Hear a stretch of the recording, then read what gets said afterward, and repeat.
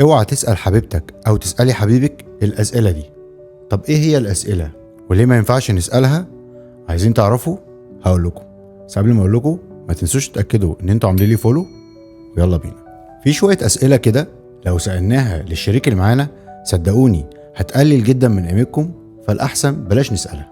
اول سؤال لما تسأله: هو انت ليه اخترتني انا بالذات؟ طبعا انت هنا عايز تعرف ليه الشخص اللي معاك اختارك، ليه انت بالذات اللي فضلك عن الكل، وليه عايز تقرب منك انت بالذات. بس اللي انت مش واخد بالك منه ان سؤالك ده بيخلي الشخص اللي معاك يحس انك ما تستحقش انه يختارك. سؤالك ده بتخليه يحاول انه يقنعك ان انت شخص كويس، ودي حاجة المفروض لازم تكون انت متأكد منها من غير ما تحتاج لحد انه يقنعك بيها. تاني سؤال هيقلل كمان من قيمتك لما تسأل الشخص اللي معاك: هو انا فعلا مناسب ليك؟ الموضوع ده عامل زي كأنك بتقوله: لو سمحت قولي هو انا مناسب ليك؟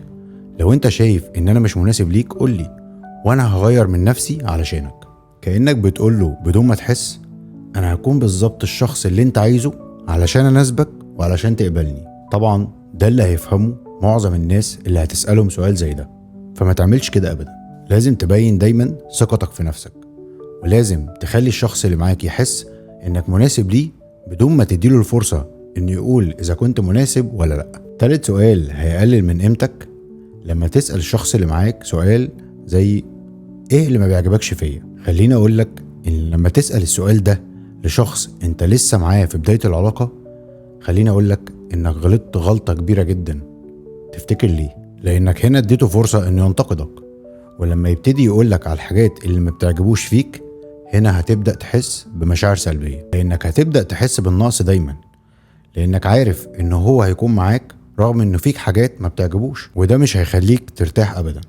فبلاش تسأله اسئلة زي دي. انا خلصت الجزء الاول من ال6 اسئلة، استنوني في الجزء التاني مع ال3 اسئلة الباقيين. حياة سوية مع اسلام انور، والسلام عليكم.